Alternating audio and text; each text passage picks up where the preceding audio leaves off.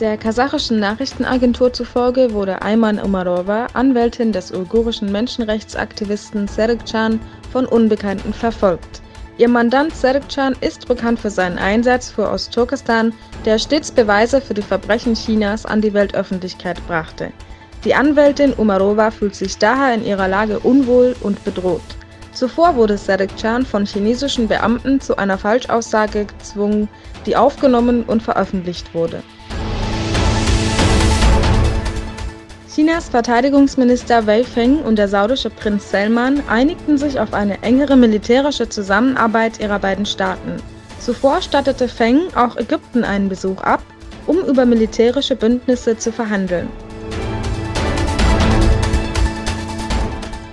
Nachdem die USA durch Trump offiziell Israel das Hoheitsrecht über die Golanhöhen anerkannte, stellt sich die Frage, ob diese Legitimation nicht eher durch den Willen einer US-israelischen Ölfirma beeinflusst wurde.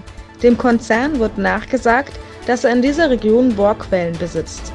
Die israelische Lobby erfährt von Donald Trump eine große Unterstützung.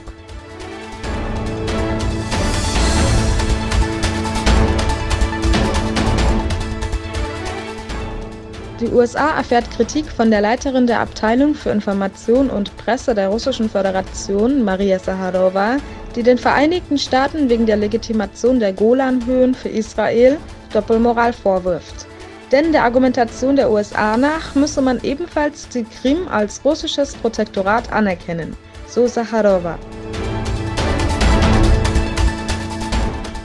Das amerikanische Außenministerium genehmigt den Verkauf von 25 F-16 Mehrzweckkampfflugzeugen mit einem Wert von 3 Milliarden und 787 Millionen Dollar an Marokko. Die 23 F-16 Fluggeräte, die Marokko bereits besitzt, sollen einer 985 Millionen Dollar teuren Konfiguration unterzogen werden. Die USA rechtfertigt den Verkauf mit Sicherheitsinteressen, da Marokko eine wirtschaftliche Macht und politischer Garant für Stabilität in Nordafrika darstellt.